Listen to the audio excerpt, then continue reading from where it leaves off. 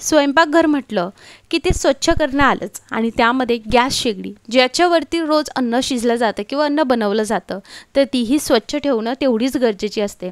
मग रोज तुम्ही कशा पद्धतीने गॅस शेगडी साफ करता हे मला कमेंटमध्ये नक्की सांगा. पण आज मी फक्त तुम्हाला अगदी 2 वस्तू वापरून गॅस शेगडीवरती जर खूप तेलकटपणा झाला असेल आणि बऱ्याचदा आपण जर काही तळणीचं काढलं तर त्यावरती तेल जे आहे ते झिरपलं जातं. मग अशा वेळेस तुम्ही स्वच्छ कशा पद्धतीने करू शकता तेही त्यावरती पाणी न टाकता. पाणी टाकल्याने काय दुष्परिणाम होतात हे मी ऑलरेडी शेअर केलेलं आहे. त्यामुळे तुम्ही योग्य पद्धतीने कशी गॅसची शेगडी साफ करू शकता आज मी ते तुमच्यासोबत शेअर करणार आहे. नमस्कार मंडळी, मी प्राजक्ता तुम्हा सर्वांचं खूप खूप स्वागत करते आहे आणखी एका नवीन व्हिडिओमध्ये. आता गॅस शेगडी म्हटलं तर त्यावरती बर्नर स्टँड ह्या गोष्टीही साफ करणं तेवढंच गरजेचं असतं. आता बर्नर साफ करणं म्हणजेच त्याच्यावरचा जो काही काळपट थर आहे तो निघणं का, तर तसं नसतं.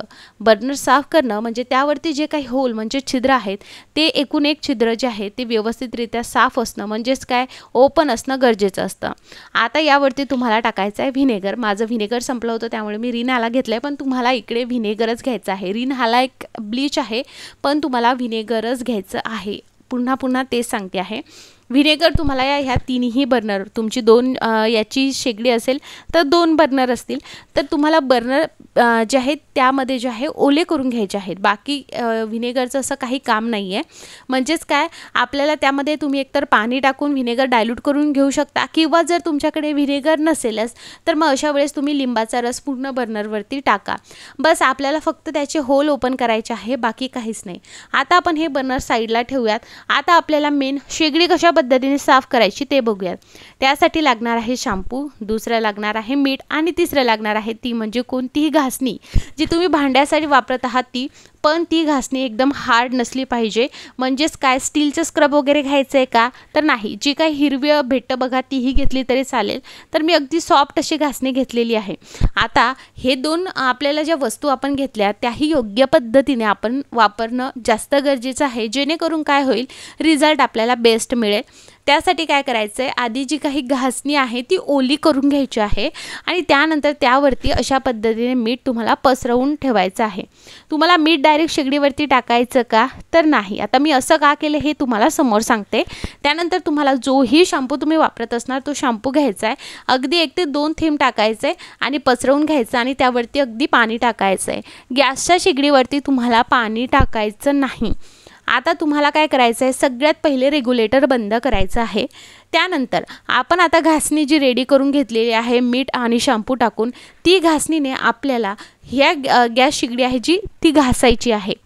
काय होतं बऱ्याचदा आपली जी काही बर्नर असतात ना त्याच्या आजूबाजूला ती नट बोल्ट असतात ना, तिथे दिवसेंदिवस जर तुम्ही गॅस शेगडी व्यवस्थित साफ नाही केली तर तिकडे घाण साचत चालते, तेलकटपणा साचत चालतो आणि काळपट अशी लेअर जमा होते.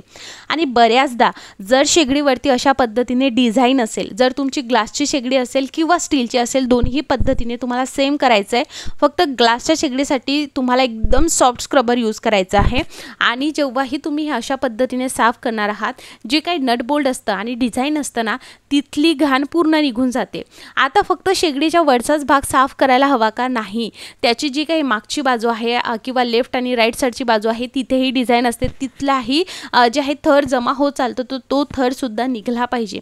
त्यामुळे तुम्ही 15 दिवसातून अशा पद्धतीने गॅस शेगडी साफ करू शकता किंवा हप्त्याभरातून साफ करू शकता.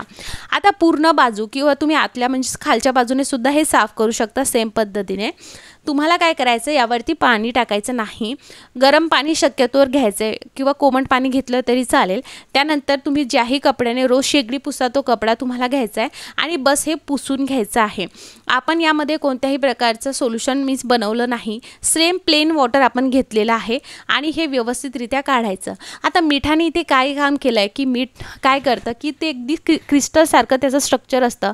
जो काही चिकटपणा आहे तो निघण्यास मीठ खूप कारवाच आहे. आणि शॅम्पू जे आहे ते जे आहे अगदी भारी तेलकटपणा जो असेल ना तो निघण्यास खूप मदत करतं. घाण साचलेली असेल निघण्यास खूप मदत करतं. त्यामुळेच आपण शॅम्पूचा इकडे वापर केलेला आहे. काही ना काही प्रमाणात शॅम्पूमध्ये अगदी थोड्या प्रमाणात कास्टिक सोडा असतो, त्यामुळे तो एकदम बेस्ट रिझल्ट देतो. शेगडी साफ झाल्यानंतर तुम्हाला काय करायचं आहे, सेम प्रोसेस करायची आहे जे काही आपला गॅस ओटा असतो ते साफ करण्यासाठी. शॅम्पू आणि मिठाने तुम्हाला सेम प्रोसेस करायची आहे, मी यामध्ये तुम्हाला दाखवत नाही. त्यानंतर तुम्हाला जुना कोणताही ब्रश घ्यायचा आहे, ओला करून घ्यायचा आणि त्यावरती शॅम्पू टाकायचा आहे आणि तुम्हाला आता हे व्यवस्थित घासायचं आहे. व्हिनेगरने काय होईल, हे भिजत ठेवलेलं आहे, त्यामुळे जर यावरती भरपूर चिकटपणा झाला असेल ना, तो निघण्यास खूप मदत करतं. त्यामुळे आपण यावरती व्हिनेगर घातलेला आहे किंवा मग लिंबाचा रस तुम्ही घालू शकता. ठीक आहे. आता तुम्हाला मेन म्हणजे बर्नर क्लिनिंग म्हणजे त्यामधला एक आणि एक होल ओपन असणं. म्हणजेच काय, आपण जेव्हा गॅस सुरू करतो तर गॅसमधनं जे काही येणारं यामधनं होल जे असतात त्यामधनं जो येणारा गॅस असतो तो पूर्ण, जर होल ओपन असतील तर पूर्ण गॅस जो आहे तो येतो. म्हणजेच काय, गॅस वाया जात नाही. जर होल बंद असेल तर भरपूर गॅस वाया जातो. मग अशा वेळेस आपल्याला एक्स्ट्रा पैसे लागतात आणि आपला सिलेंडरही लवकर जो आहे तो संपतो. मग अशा वेळेस तुम्ही ना हप्त्यामधनं किंवा 15 दिवसातनं हे जे बर्नर आहे त्याचे छिद्र पूर्ण ओपन आहेत की नाही याची खात्री केली पाहिजे आणि अशा पद्धतीने ते साफ केले पाहिजे. बऱ्याचदा आपण काय करतो, यावरती पाणी टाकतो गॅस शेगडीवरती आणि त्याचा होणारा दुष्परिणाम म्हणजे असं असतो, जे काही नोझल असतं शेगडीचं त्यामध्ये पाणी जाऊन ते नोझल अगदी बंद पडू शकतं आणि तुम्हाला एकदाच ते नोझल रिपेअर करण्यासाठी 500 ते 600 रुपये लागू शकतात. मग अशा वेळेस त्यावरती पाणी टाकायचं नाही आणि अशा पद्धतीने तुमची गॅसची शेगडी साफ करायची. मी बरेच व्हिडिओ तुमच्यासोबत शेअर केले आहे, तर तुम्ही ते व्हिडिओसुद्धा फॉलो करू शकता किंवा ही पद्धत वापरली तरीही चालेल. नंतर तुम्हाला तुमचे जे काही बर्नर आहे ते स्वच्छ पाण्याने धुवून घ्यायचे आहे. कधीही बर्नर धुतल्यानंतर किंवा कधीही गॅसची शेगडी पूर्ण साफ केल्यानंतर लगेच गॅस ऑन करून जे आहे गॅस शेगडी सुरू करायची नाही. कारण आपण बर्नर साफ केलेले असतात, त्यामध्ये पाणी गेलेलं असतं. सो बऱ्याचदा त्या बर्नरमध्ये पाणी गेल्या कारणाने आपण जेव्हा गॅस सुरू करतो तर ते बर्नर ऑलरेडी जे आहे ते बंद असतात. मग ते बर्नरमधून गॅस यायला खूप वेळ लागतो आणि अशा वेळेस आपला गॅस पूर्ण वाया जातो. मग ही प्रोसेस तुम्हाला कुठेतरी टाळायची आहे. त्यामुळे अशाच वेळी तुम्हाला गॅस साफ करायचा की तुम्हाला अगदी गॅसचं काही कामच पडलं नाही पाहिजे. सो काय होतं, जेव्हाही तुम्ही अशा पद्धतीने बर्नर क्लीन करता त्यानंतर तुम्हाला एक गोष्टीची काळजी घ्यायची आहे. बर्नर धुतल्यानंतर काय करू शकता, तुम्ही कोरड्या कपड्यावरती ठेवू शकता. म्हणजे काय होईल, याचं पूर्ण पाणी जे आहे ते कोरडा कपडा ॲब्झॉर्ब करून घेईल आणि मेन म्हणजे बर्नर हे पूर्ण आपल्याला त्या कोरड्या कपड्याने एकतर पुसून घ्यायचे किंवा सुकवून घ्यायचे आहे. ज्यावेळेस बर्नरमधलं पूर्ण पाणी निघून जाईल त्यानंतर तुम्ही गॅसच्या शेगडीचा वापर करू शकता. सो अशा पद्धतीने जर तुम्ही तुमच्या गॅसच्या शेगडीचं नेहमी डीप क्लिनिंग केलं तर खूप व्यवस्थितरित्या ती वर्षानुवर्षे तशीच राहते. तुम्हाला गॅसची शेगडी ही चेंज करण्याची गरज पडत नाही. जास्त गॅससुद्धा वाया जात नाही. आणि कसं आहे, आपण अन्न शिजवतो, अन्न बनवतो, तो बऱ्याचदा बनवत असताना गॅस शेगडीवर सुद्धा जे आहे ते पडलेलं असतं आणि बऱ्याचदा घरामध्ये जर कॉक्रोचेस वगैरे झाले असतील तर कधीही सकाळी अन्न शिजवताना तुम्ही व्यवस्थितरित्या एकतर गरम पाण्याने पुसून घेऊ शकता आणि नंतर स्वयंपाक बनवायला सुरू करू शकता.